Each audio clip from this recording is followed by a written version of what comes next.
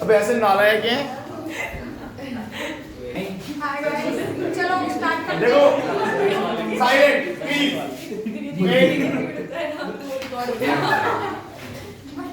देखो ये तो है ना, कोई ऐसा जो भी लोग होते हैं वो इन चीजों को नहीं जानते हैं। अगर ऐसा सब सोच रहे होते हैं कि होगा ही नहीं तो कोई नहीं करता। मतलब कोई कहीं से शुरुआत ही नहीं करता कभी भी, है ना? किसी भी संदर्भ में ले लो। अभी चलो मैं फालतू टाइम इन्वेस्ट नहीं कर रहा था। 6.3 एक्सरसाइज है, इसको रिकॉर्ड कर रहे हैं क्योंकि और आपको समझा रहे हैं, रिकॉर्ड इसलिए कर रहे हैं जिन लोगों को नहीं पता चलेगी उनको पता चल जाएगी। बिल्कुल शुरू से बता रहे हैं और ये क्वेश्चन एक एक नंबर में इंपॉर्टेंट हो जाते हैं, इसलिए एमसीक्यू 3 तवज्जो दे रहे हैं और आप इनको भी गलत कर देते हैं। देखो हमने बोल रखा है कि सिमिलर ट्रायंगल क्या होता है? शेप और साइज। जब शेप और साइज अगर दोनों इक्वल है तो वो कॉन्ग्रुएंट हो जाता है, पर सेम शेप हो साइज इक्वल ना हो तो वो सिमिलर हो जाता है। तो हम इस एक्सरसाइज में सिमिलरिटी पढ़ रहे होते हैं, वो भी ट्रायंगल की। यानी कि सिमिलर ट्रायंगल एक जैसे दिखते हैं, शेप उनकी जैसी होती है, साइज नहीं होती। तो सिमिलर ट्रायंगल के अंदर क्या प्रॉपर्टीज है? सिमिलर ट्रायंगल के अंदर ये प्रॉपर्टीज है कि उनके जो कॉरस्पॉन्डिंग एंगल होते हैं वो इक्वल होते हैं। कोई से भी दो एंगल इक्वल दिख जाएंगे तो आप आग मीच के बोल सकते हो ये ट्रायंगल सिमिलर है। कोई से भी दो, क्योंकि दो एंगल इसलिए कि ट्रायंगल के तीनों एंगल का सम 180 होता है। अब दो एंगल अगर इक्वल है तो तीसरा तो अपने आप इक्वल होगा ही ना। दो एंगल इक्वल हो गए, तीसरा क्या बचेगा? 180 में से माइनस कर दो उनका सम, वो तीसरा बचेगा। इधर भी 180 में से माइनस कर दो, वो भी वही बचेगा, तो तीसरा अपने आप इक्वल हो जाएगा। यानी कि अगर हम दो एंगल भी इक्वल देख पा रहे हैं ट्रायंगल के अंदर तो हम बोल सकते हैं दोनों ट्रायंगल सिमिलर है।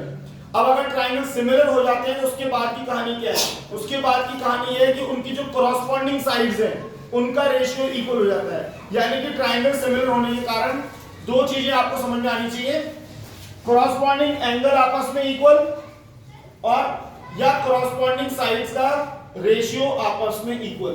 कॉरस्पॉन्डिंग एंगल इक्वल या कॉरस्पॉन्डिंग साइड्स का रेशियो आपस में इक्वल।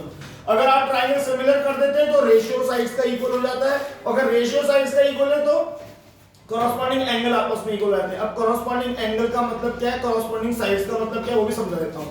मान लो यहां पे लिखा है ट्रायंगल एबीसी और यहां पे लिखा है ट्रायंगल पीक्यूआर, तो ए का कॉरस्पॉन्डिंग पी ही होगा, बी का कॉरस्पॉन्डिंग क्यू होगा और सी का कॉरस्पॉन्डिंग आर होगा। यानी कि उसके लिखने पे डिपेंड करता है कि अगर वो इसको यूं लिख के दे रहा है एबीसी एंड ट्रायंगल पीक्यूआर तो ए का कॉरस्पॉन्डिंग पी, बी का कॉरस्पॉन्डिंग क्यू और सी का कॉरस्पॉन्डिंग आर। ऐसे समझना है। मेरा ये वाला हाथ राइट हैंड तो आपका भी राइट हैंड, ये कॉरस्पॉन्डिंग बात है, ठीक है। अब यहां पर हमसे पूछ रहा है क्या ये पेयर जो फर्स्ट क्वेश्चन में लिख रहा है ये सिमिलर है क्या? अगर हमें दिख रहा है कि इसके कॉरस्पॉन्डिंग एंगल इक्वल है तो ये सिमिलर है। जैसे इधर 60 है, इधर 60 है, एंगल ए इक्वल है किसके? एंगल पी के। एंगल बी इक्वल है एंगल क्यू के। दो एंगल इक्वल हो जाए तो तीसरा तो अपने आप इक्वल होगा, वो भी लिखा हुआ है। एंगल सी इक्वल है एंगल के आर के, तो ये दोनों ट्रायंगल एबीसी सिमिलर है ट्रायंगल किसके? पीक्यूआर के। और कौन सी सिमिलरिटी है ये? ए similarity, angle angle triangle similar है सारी। जैसे कि आप दूसरा देख रहे हो, ट्रायंगल दो एंगल इक्वल बता के सिमिलर कर सकते हैं या तीनों कॉरस्पॉन्डिंग साइड का रेशियो इक्वल बता के कर सकते हैं। इस पर्टिकुलर सवाल के अंदर एंगल तो कहीं पे भी दिए हुए ही नहीं है तो हम इनको साइड्स का रेशियो इक्वल में सिमिलर करेंगे।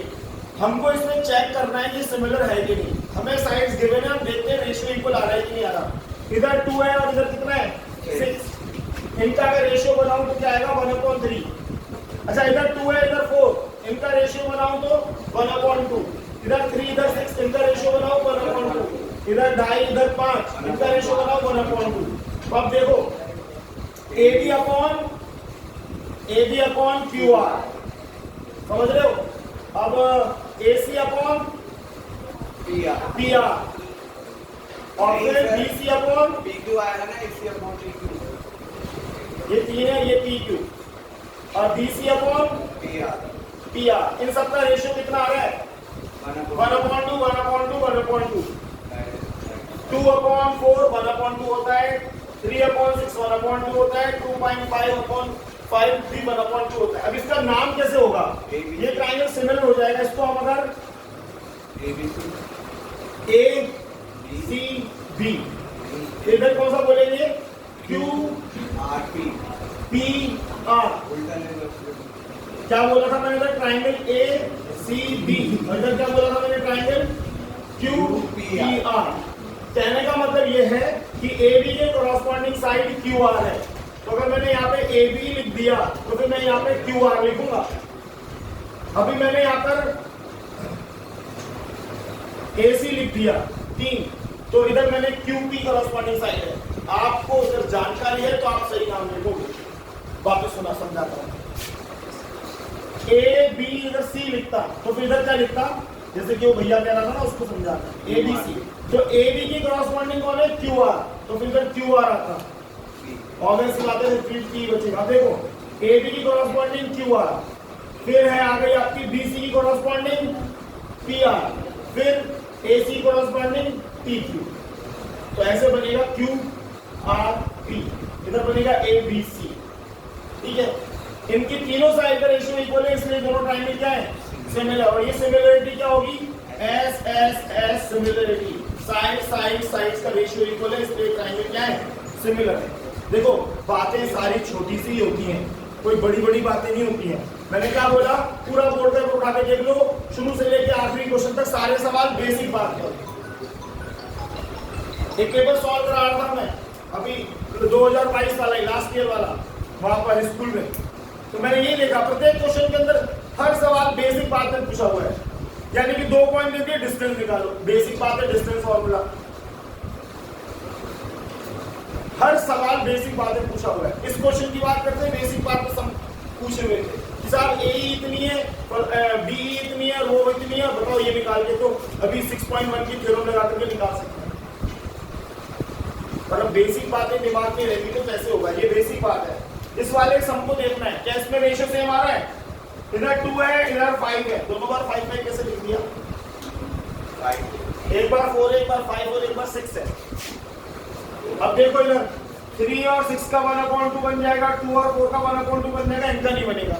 इसका कॉरस्पॉन्डिंग साइड का रेशियो इक्वल नहीं आ रहा, तो ये दोनों सिमिलर।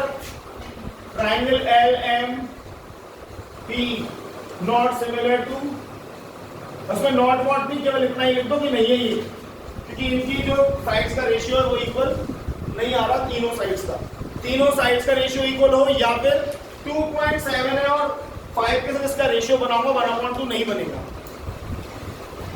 और ना एंगल इक्वल दिख रहे हैं। इधर देखो, इधर 70 दिख रहा है, इधर 2.5 दिख रही है, इधर 5 दिख रहा है, इधर 5 दिख रहा है, इधर 70 दिख रहा है, इधर 10 दिख रहा है। अगर ये तीसरी बात है, पहली बात क्या थी? 2 एंगल इक्वल बता दो, ट्रायंगल सिमिलर। दूसरी बात क्या थी? तीनों साइड का रेशियो इक्वल बता दो, ट्रायंगल सिमिलर। तीसरी बात क्या है? कोई सी भी 2 साइड का रेशियो इक्वल बता दो, उनके बीच का एंगल इक्वल बता दो। बीच वाला ही एंगल होना चाहिए। जैसे इधर दिख रहा है, इधर हमें एक साइड दिख रही है एम एन जो कि 2.5 है, इधर हमें एक साइड दिख रही है पी क्यू जो कि 5 है, तो 2.5 और 5 इधर 1/2 रेशियो आएगा। इधर हमें एक साइड दिख रही है एम एल, इधर हमें एक साइड दिख रही है क्यू आर, ये 5 है और ये कितना है 10, इसका भी रेशियो क्या आएगा? तो 2 साइड का रेशियो तो इक्वल आ गया। अब उनके बीच का एंगल, इसका एंगल एम, इसका एंगल क्यू, ये भी 70 है, ये भी 70 है। 2 साइड का रेशियो इक्वल है और आपस में, और उनके एंगल, बीच का एंगल इक्वल है, तो ट्रायंगल सिमिलर हो सकते हैं। सिमिलरिटी कौन सी होगी? S A S. नाम कैसे लिखना है? अगर नाम देखो, मैं इसको बोल रहा हूं N M L, N M L, तो इसको कैसे बोलूंगा? P Q are. क्यू जो है एम का कॉरस्पॉन्डिंग है, एन एम पी क्यू की कॉरस्पॉन्डिंग है, एन एल क्यू आर की कॉरस्पॉन्डिंग साइड है। 2 कॉरस्पॉन्डिंग साइड का रेशियो इक्वल था और उनके बीच का एंगल इक्वल था, तो भी ट्रायंगल सिमिलर हो गई। सिमिलरिटी क्या होगी? S A S. जो इन बात को समझ रहा है कि सर क्या बोल रहे हैं, उसके लिए एक्सरसाइज बिल्कुल आसान है। इसमें सवाल कितने लिखे हुए हैं? 14-15 सवाल लिखे हुए हैं, 14-15 मिनट की कहानी है। बस समझाने से ज्यादा टाइम तो सवाल को बोर्ड पे लिखने में लग जाएगा। अगर केवल ओरली बताना हो उतने ही मिनट में सवाल हो जाते हैं। पहले भी एक्सरसाइज कराई हुई है, इसी तरीके से बताई हुई है। तो ठीक है, बच्चों की आदत है वो चीजें भूल के मिस करते हैं, जब भी तो बच्चे हैं।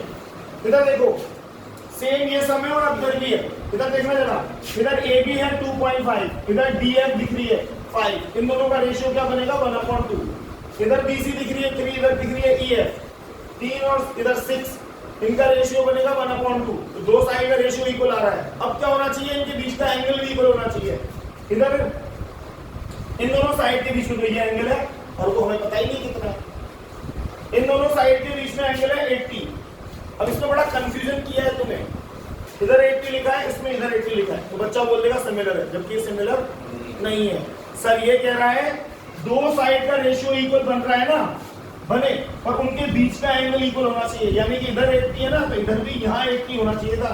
इसने यहाँ 80 ना देके यहाँ लिख दिया, ये सिमिलर नहीं होंगे। यहाँ पर ऐसे एस फॉलो नहीं हो रहा।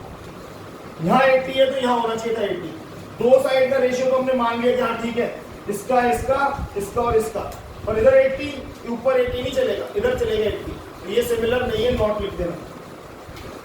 सिमिलर नहीं होने के लिए आपको रीजन नहीं देना है, सिमिलर होने के लिए आपको रीजन देना है ना। यहां पर देखें, यहां पर एंगल डी दिख रहा है 70। अब देखो कैसे खेला है वो आपके लॉजिक से। लॉजिक आपके खुद के होते हैं, ये कोई आपको दे नहीं सकता। यहाँ पर 80 लिखा है, यहाँ 80 लिखा है, यहाँ लिखा नहीं है, यहाँ 30 लिखा है, यहाँ 70 लिखा है, यहाँ लिखा नहीं है। तो अपना खुद का दिमाग है। हम जानते हैं ट्रायंगल के 3 एंगल होते हैं, तीनों एंगल का सम 180 होता है।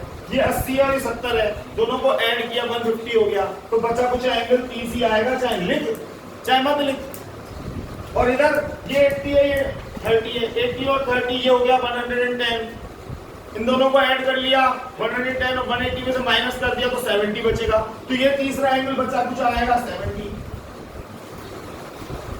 तो अब अपन देखो तीनों एंगल मैच कर रहे हैं। Angle D equals to angle P, angle E equals to angle Q, angle F equals to angle R। तीनों एंगल इक्वल है। वैसे तो हम दो ही एंगल बता करके कह सकते थे सिमिलर है, तीसरा मत लिखो। तो पहले भी दो दे रखे थे, तुझे तीसरा पता करने की जरूरत क्या रही थी? मैंने कहा दोनों उटपटांग दे रखे थे ना, ये इससे मैच कर रहा था तो इधर दिया नहीं था। इधर ये इधर 70 में दिया था तो 70 दे रखा था, एक बार निकाल के दिखाना था। फिर आप बोल सकते हैं अपन दोनों ट्राइंगल, दोनों एंगल इक्वल है तो ट्राइंगल डी ई और F similar to triangle P Q और आर।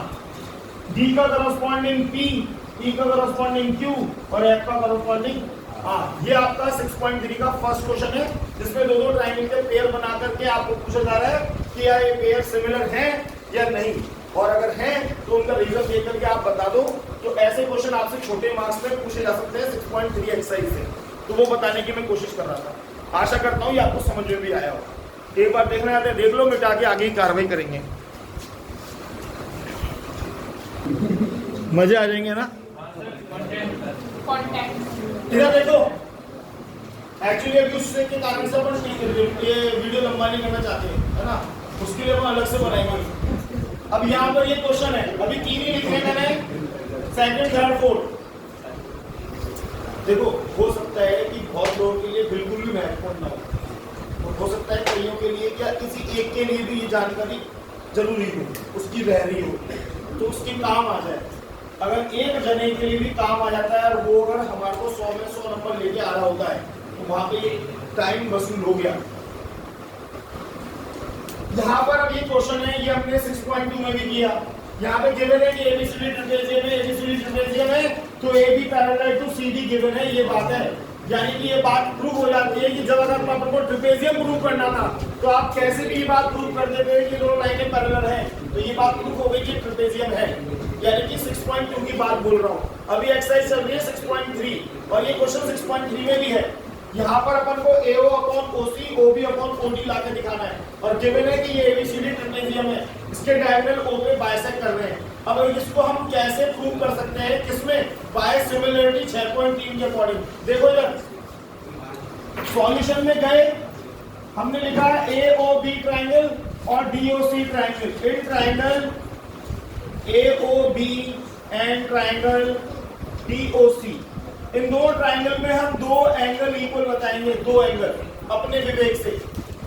उसके कारण से क्या होगा, जब हम इसमें दो एंगल इक्वल बताएंगे तो ये दोनों ट्राइंगल, कौन कौन से दोनों ट्राइंगल, AOB और DOC, ये दोनों ट्राइंगल सिमिलर हो जाएंगे। सिमिलर होने से क्या होगा, ratio of corresponding side equal हो जाएगा। जब दो ट्राइंगल सिमिलर होते हैं तो उनकी कॉरस्पॉन्डिंग साइड्स का रेशियो इक्वल होता है, उनके कॉरस्पॉन्डिंग एंगल्स भी इक्वल होते हैं। अगर मैं यहाँ पर किसी और कारण से एंगल इक्वल बता दूं दो, तो मैं कह पाऊंगा कि ये दोनों ट्राइंगल कैसे हैं, सिमिलर है। और अगर ये सिमिलर है तो इनकी कॉरस्पॉन्डिंग साइड्स का रेशियो कैसा है, इक्वल है। उसमें मैं कौन सी साइड लूंगा, इसकी AO ले लूंगा, उसकी OC ले लूंगा, इस वाली साइड को OB और इसकी OD ले लूंगा।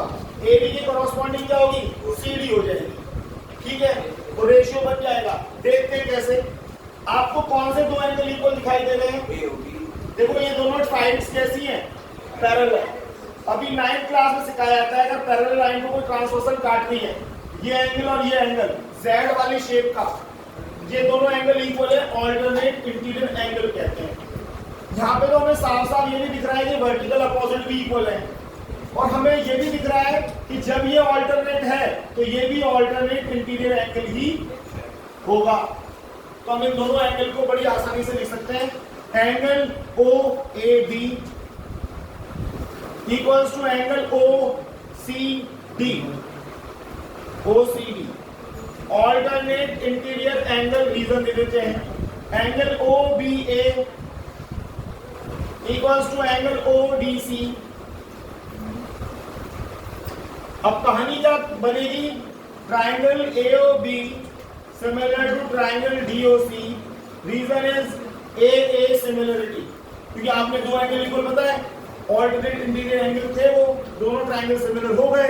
जब दोनों ट्राइंगल सिमिलर हो गए तो इसका मतलब अब वो दोनों ट्राइंगल की जो रेशियो कॉरस्पॉन्डिंग साइड्स हैं उनका रेशियो भी इक्वल हो सकता है। तो इस वाले ट्राइंगल की AO यहां लिखना पड़ेगा, then ratio of their corresponding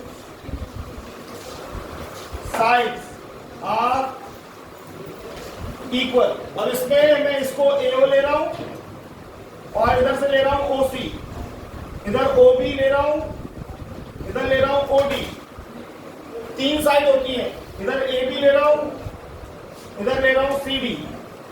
हमसे जो पूछा गया वो केवल इतना पूछा गया, ये पूछा ही नहीं गया, इसलिए हम इसको न भी लें तो कोई दिक्कत नहीं है। और मैंने इसलिए लिखा था कि तुम कहोगे कॉरस्पॉन्डिंग साइड का रेशियो इक्वल होगा, तीनों की तीनों लिख, दो ही क्यों लिख रहा है, एग्जाम है ना, थोड़ी देर कॉन्सेंट्रेट कर ली, ये बातें तो अपने पास तब भी रहेंगी, फोन वगैरह रहेंगे, उसको कर लेंगे। मैं ऐसा करूंगा, एग्जाम के बाद ही महीने भर क्लास चला लूंगा, तुम बातें करने आना, अभी कॉन्सेंट्रेट कर लो पढ़ने पर, ठीक है। AO upon OC, AO upon OC, OB upon OD, इतना लिख के छोड़ देंगे, हैंड्स थ्रू। इधर आ जाओ,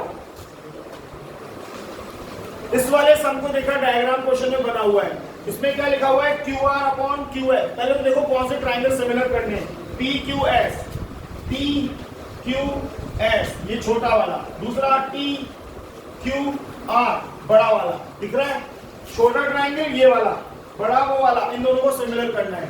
सर क्या बोल रहे हैं कि दो एंगल इक्वल बता दो दोनों ट्राइंगल में, या फिर दो साइड का रेशियो इक्वल बता दो, उनके बीच का एंगल बता दो, या फिर तीनों के तीनों साइड का रेशियो इक्वल बता दो। तीन ही मुद्दे हैं अपने पास, समझ में आ रही बात। ये तीन मुद्दे पहले लिख के दिखाए गए, इसलिए मैंने इस वाले अभी इसको क्लास को शुरू करते हैं तो उनको लिख के नहीं दिखाया, मैंने कहा ये आपको याद में, जिनको नहीं पता है अब उनको अपन कह रहे हैं कि ठीक है अभी यहाँ पे समझने की कोशिश करो, जो पिछले सवाल में समझा रही है। देखो इसमें क्या गिवन है, QR का बन रही है बड़े ट्राइंगल की साइड, अपॉन में कौन है, QS छोटे ट्राइंगल की साइड। अब बड़े ट्राइंगल की साइड QT, अब क्या होना चाहिए था, छोटे ट्राइंगल की साइड, यानी कि कौन सी होनी चाहिए थी, QP, पर इसकी जगह पे क्या है, PR। अपन क्या चाह रहे थे, QR upon QS, QT upon QP, ये चाह रहे थे अपन, दो साइड्स का रेशियो इक्वल हो जाता। जा रही है क्या बात बुद्धि में, पर अपन को क्या मिला, QR upon QS, QT upon QP ना मिलके QT अपॉन पी आर दे दिया। अब हम कह रहे हैं जैसे पी आर कौन मांग रहा है, P R P R P R P R की जगह पे पी क्यू दे दे। तो उसने बोला है कि एंगल 1 किसके इक्वल है, एंगल 2 के। एंगल 1 और एंगल 2 है, एंगल 1 और एंगल 2 है। किसी भी ट्राइंगल में अपोजिट एंगल इक्वल होते हैं ना, तो उनकी अपोजिट साइड भी इक्वल होती है, सिखाया जाता है। अगर ये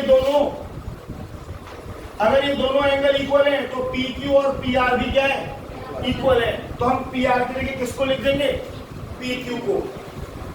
तो फिर रेशियो कैसा हो जाएगा, देखो सॉल्यूशन देखो, angle 1 equals to angle 2 given, so P Q equals to P R, then Q R upon Q S equals to Q T upon P R is also given. इस पी आर की जगह पे मैं क्या लिख दूंगा, Q R upon Q S equals to Q T upon, इस P R की जगह पे मैं लिख दूंगा पी क्यू। सर इससे क्या फायदा हो गया, आप इस पी क्यू पे इतना जोड़ दे रहे हो। मैंने कहा देखो वापस, क्यू आर बड़े ट्राइंगल की साइड, छोटे ट्राइंगल की क्यू एस, बड़े ट्राइंगल की क्यू टी, छोटे ट्राइंगल की पी क्यू। और देखो ये एंगल क्यू, ये दोनों के लिए कॉमन है। बड़े ट्राइंगल में भी क्यू आ रहा है और छोटे ट्राइंगल में भी क्यू आ रहा है ना कॉमन, क्यू इज कॉमन, यानी कि angle Q equals to angle Q, या रीजन दे दो कॉमन। जैसे ही अपन ने ये लिखा तो दो साइड का रेशियो इक्वल है और उनके बीच में जो एंगल है वो इक्वल है। इसका मतलब एंगल साइड रूल से ट्राइंगल क्या हो गए, similar. Triangle P Q S similar to triangle P Q R S A S, similarity. इतना सा करना है। इसको देखो, उसकी सुन ले पहले, मैं बाद में पढ़ा लूंगा।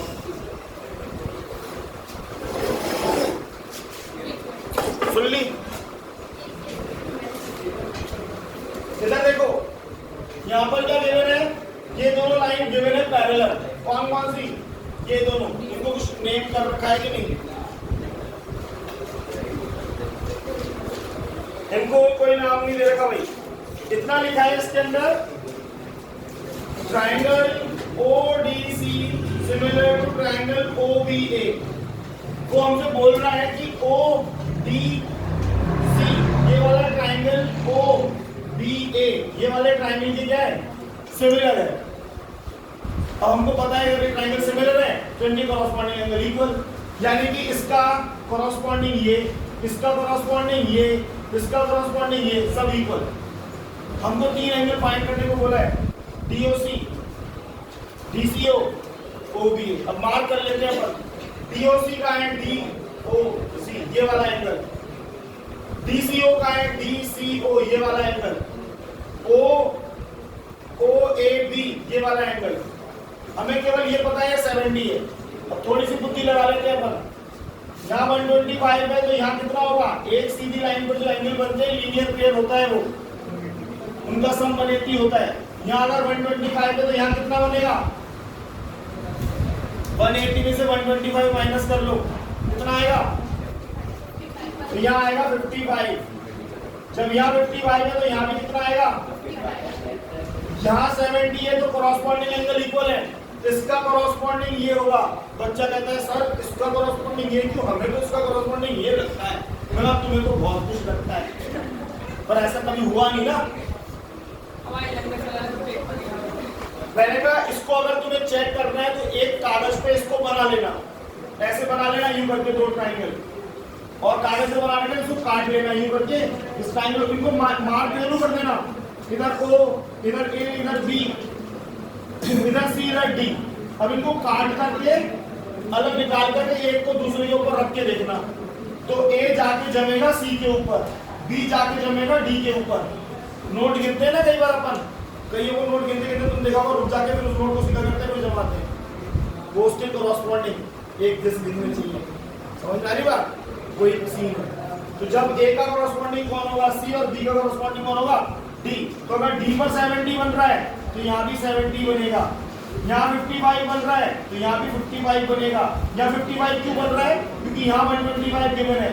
एक सीधी लाइन पर दोनों एंगल का सम 180 होता है, तो 180 में से 125 माइनस करेंगे तो 55, इधर 55 इधर 55, 70 का ये 70। अब बच कौन गया बेचारा? ए।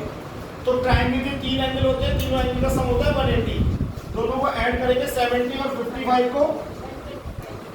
अभी चाहे कोई कितना ही स्मार्ट बन ले, तो वो पेपर आता है ना सामने बोर्ड का, वहां पे अपना ही दिमाग यूज होता है, क्योंकि वहां पे स्कूल के टीचर नहीं खड़े होंगे आपके, वहां पे बोर्ड के अलग ही खड़े होंगे।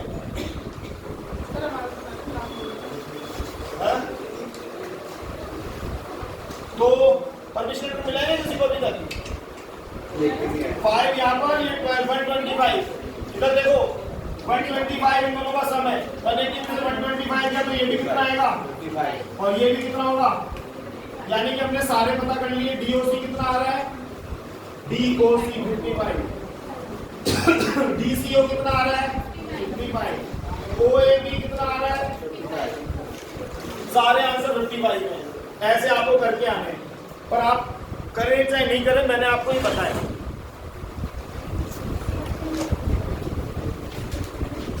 क्वेश्चन नंबर 5 देखेंगे। अब यहां पर ये जो क्वेश्चन नंबर 5 जो है, इसमें वो आपको डायग्राम खुद बनाना है, डायग्राम गिवन नहीं है। और जहां कोई सम प्रूव करने वाला ऐसा रहता है, इसमें डायग्राम खुद बनाना है। समझ लो 50% तो वो सॉल्व नहीं होगा, डायग्राम खुद बनाना है। हाँ, अभी ऐसा हुआ ना, लास्ट में जब मैंने दिया उसमें एक डायग्राम खुद बनाना था, तो वो लड़की इतनी परेशान हो रही थी, हाँ कैसे कैसे, बस सर ये हुई। मतलब इसमें कह रहा है PQR है, PR पे S पॉइंट है और QR पे T पॉइंट है, और हमको ये गिवन है कि एंगल P किसके बराबर है? एंगल RTS के। अब सोचो RTS कैसे बनेगा? RTS, जब इसको ज्वाइन करेंगे तभी तो बनेगा। RTS, ये वाला एंगल P के इक्वल है, क्वेश्चन में गिवन है। प्रूफ क्या करना है? प्रूफ करना है RPQ मतलब ये पूरा बड़ा ट्राइंगल RTS इस छोटे ट्राइंगल के सिमिलर है। दीदी आपको पता है कौन कैसे करेंगे? हाँ सिमिलर करना है, दो एंगल इक्वल बताने। हाँ, एंगल P और एंगल P इक्वल है, T RTS ये है, हाँ ये इक्वल है, ये भी नहीं बात। हाँ, दूसरा एंगल, हाँ एंगल R देखो कॉमन है, बड़े ट्राइंगल में भी R है और छोटे ट्राइंगल में भी R है, तो केवल इसमें इतना सा लिखना था, an triangle RPQ and triangle. देखो कितनी सिंपल सी कहानी है, एक बार और दो बार। इधर ध्यान दो, एक तो ये है ही जो गिवन है, angle P equals to angle RTS, ये हमें गिवन है। और दूसरी बात केवल तुमको अपने मन से लिखनी है, angle R equals to common, मतलब ध्यान से सुनने की बात है। ये लिखते ही ट्राइंगल क्या हो गया? RPQ similar to RTS। कौन सी सिमिलरिटी? A। मतलब मैं बताना चाहता था कि मुझे जितनी देर डायग्राम बना के क्वेश्चन लिखने में लगी ना, उससे भी कम समय में सॉल्व हो गया। सॉल्यूशन बनाने में मुझे उतनी देर ही नहीं लगी, इसलिए मैं कह रहा हूँ कि 16 सवाल 16 मिनट में हो जाते हैं।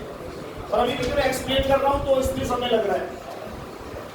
यहाँ पर देखो, यहाँ पर ट्राइंगल ABE कॉन्ग्रुएंट है ACD के, ABE। अब ऐसा सवाल आपको दिया गया था पेपर में, 11वें नंबर पे या 16वें नंबर पे लिखा था ना, अभी एक पेपर जो प्री बोर्ड में दिया है, बोलो हाँ बिल्कुल, यस सर। तो यहाँ पे सॉल्यूशन में जाना है, triangle ABE congruent to triangle, इधर ध्यान दो, ये दोनों ट्राइंगल कॉन्ग्रुएंट है, इनके कॉन्ग्रुएंट होने से हमें क्या फायदा है? कॉन्ग्रुएंट जो ट्राइंगल होते हैं ना, उनके तीनों के तीनों एंगल इक्वल, तीनों की तीनों साइड इक्वल होती हैं, साथ में उनका एरिया भी इक्वल होता है। हमें जो ट्राइंगल सिमिलर करने हैं वो कौन से हैं? ADE ये वाला और ABC बड़ा वाला, मतलब ये छोटा वाला और इसी के संग ये बड़ा वाला ट्राइंगल, समझ पा रहे हो? एबीसी और एडीई, ये दोनों ट्राइंगल हमको सिमिलर करने हैं। इनमें केवल अभी तक हमको एक ही बात पता है कि ए कॉमन, बस दूसरी बात ही नहीं पता। तो अब कैसे होगा? मैं क्या करूंगा मालूम है? इन दोनों ट्राइंगल कॉन्ग्रुएंट हैं, इनका एरिया लिखूंगा, एरिया ऑफ एबीई। बेटा थोड़ी देर समझ लो यार, बाद में बोल लेना, धीरे धीरे बोलते हो, अपनी बात तो करते हो, ये मोटे समझ में नहीं आएगा। इनके कॉन्ग्रुएंट होने से इनका एरिया इक्वल, इनके एरिया से हमें क्या लेना देना? सुनो, इसमें से मैं ये एबीई का एरिया है ना, बोथ साइड माइनस कर दूंगा, ABE minus area of ADE, area of ACD minus area of ADE. ये क्या बात हुई? इनको माइनस किया है। मैंने कहा देखो, जब मैं एबीई में से एडीई माइनस करूंगा तो ये इतना सा बचेगा। क्या बचेगा? डीबीई बचेगा। और जब मैं इसको माइनस करूंगा इसमें से, एसीडी में से, तो क्या बचेगा? डीईसी बचेगा।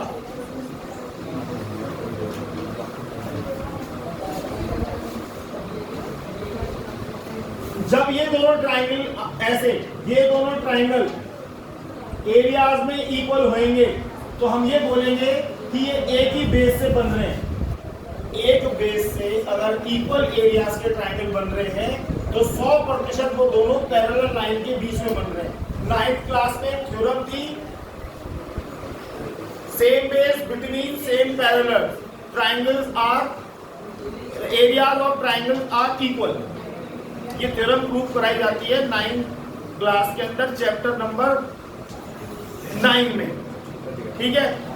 जो तुम्हारे कट गया हर चैप्टर, मतलब ऐसा हो गया कट के साला किताब से निकल के विलुप्त हो गया सर, दिखाई नहीं फिर हमें किताब में, पढ़ाया नहीं और हम पढ़े नहीं, क्योंकि कोई भी प्रश्न हमने खुद तो पढ़ने की कोशिश ही नहीं करी कि एक पेज में खुद पढ़ ले। चलो अभी मैं बातों में ऐसा था, ये दोनों ट्राइंगल कॉन्ग्रुएंट हो गए, सॉरी एरिया में इक्वल हो गए।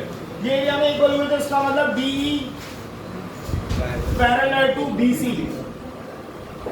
बस हमें डीई बीसी के पैरेलल लाने के लिए काम किया है। जब डीई बी के पैरेलल हो गई ना बीसी के, तो हमें क्या फायदा हुआ? ये वाला एंगल इसके इक्वल, ये वाला एंगल इसके इक्वल। ये कैसे? मैंने कहा जब कोई दो पैरेलल लाइन होती है, उनको कोई ट्रांसवर्सल काटती है, तो 9th क्लास में 6 चैप्टर तक सिखाया जाता है corresponding angle if are equal. तो ये वाला angle ADE equals to angle B, angle AEB equals to angle C, और इन दोनों एंगल के इक्वल होते ही triangle ADE similar to triangle ABC। और कौन सी सिमिलरिटी? AA similarity. ये क्वेश्चन पेपर में भी प्री बोर्ड पे देखने को मिला है, अच्छा क्वेश्चन है, क्योंकि इसमें क्या करना होता है? कॉन्ग्रुएंट गिवन है, एरिया इक्वल करो, एरिया में से ADE माइनस करो, ADE माइनस करके दो छोटे ट्राइंगल का एरिया इक्वल हुआ तो बोलो कि दोनों लाइनें पैरेलल हैं। ये लाइनें पैरेलल हैं ताकि ये कॉरस्पॉन्डिंग एंगल इक्वल है, ये इक्वल है तब जाके ट्राइंगल सिमिलर हुआ। दो एंगल इक्वल बताने के बाद ट्राइंगल सिमिलर होंगे। क्वेश्चन नंबर 7 है, ऐसा डायग्राम बन रहा है और 1 2 3 4 ट्राइंगल सिमिलर करके दिखा रहे हैं, इनके बीच में एंड लिख रहा है। मैंने डायरेक्ट 2 प्रूफ उतारा है, अब मुझे केवल इनमें आपको इनमें दो एंगल इक्वल बताने हैं।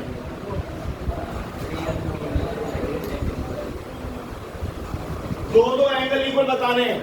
देखो इधर AEP का बन रहा है, AEP यहां बन रहा है, CDP का बन रहा है, CDP यहां बन रहा है। मतलब इस वाले ट्राइंगल में और इस ट्राइंगल में मुझे दो एंगल इक्वल बताने हैं। यहाँ पर 90 है तो यहाँ भी 90 है, यहाँ 90 है, ये दोनों एंगल इक्वल। यहाँ लिख दो angle AEP equals to angle CDP, ये दोनों इक्वल। और ये कॉरस्पॉन्डिंग एंगल को सॉरी वर्टिकल अपोजिट, यानी कि कॉमन नहीं बोलेंगे बच्चों, आपको P पॉइंट कॉमन दिख रहा है, उधर भी इधर भी है, और ये एंगल वर्टिकल अपोजिट एंगल है। पूरा नाम लिखना, PP मत लिखना, ऐसे लिखना APP इक्वल्स टू ऐसे लिखना CPD, ये वर्टिकल अपोजिट एंगल और ये 90। जैसे ही दो एंगल इक्वल बताए ये दोनों ट्राइंगल सिमिलर, मतलब जितनी देर हमें दो एंगल इक्वल लिखने में लगेगी ना उतनी देर में सवाल सॉल्व हो जाएगा। अब तुम्हें दो एंगल लिखने में कितनी देर लगती है वो तुम अपने आप घर बैठ के ना ऐसे सोच लेना, ठीक है। यहाँ पर देखो ABD का बन रहा है, ABD ये वाला, इसमें D पर 90 है, और दूसरा CBE, CBE ये वाला। अब दो एंगल इक्वल बताए हैं, कौन कौन बता सकता है? देखो ADB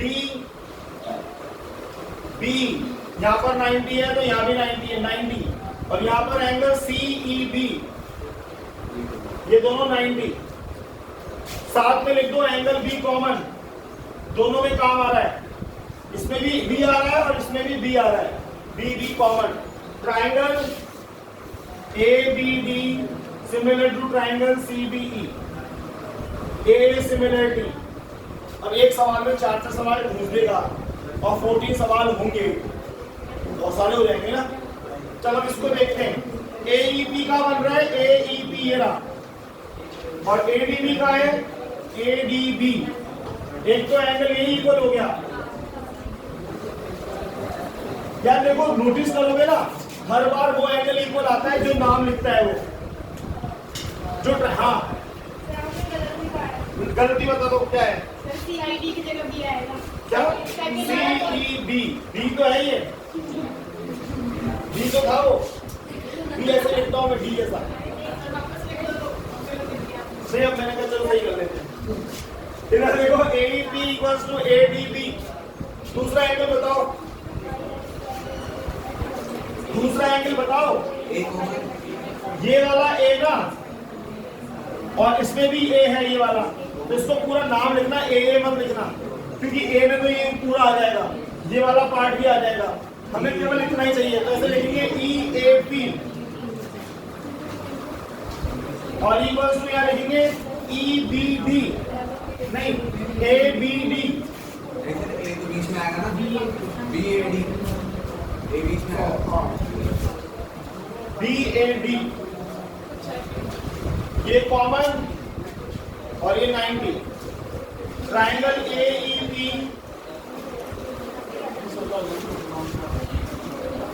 ये बताओ। PDC का बन रहा है, PDC ये 90 है। BEC, BEC ये भी 90 है। हर बार वो एंगल तो इक्वल आ ही रहा है जो नाम लिख के दे रहा है। जिस ट्राइंगल को सिमिलर ट्राइंगल कह रहा है ना, उसी नेम का एंगल इक्वल आ रहा है। आप गौर से देखो तो ये कुछ लॉजिकल बातें होती हैं, कुछ दिखते हैं तो हमको इस दिमाग में रख लेने चाहिए, तो परीक्षा में हमारी हेल्प करते हैं। ट्रिक अब एक और बताओ, ये देखो DCD इक्वल्स टू ECB, ये कॉमन और यहाँ पर 90। Triangle PBC similar to BEC, A similarity. Copy करो इनको।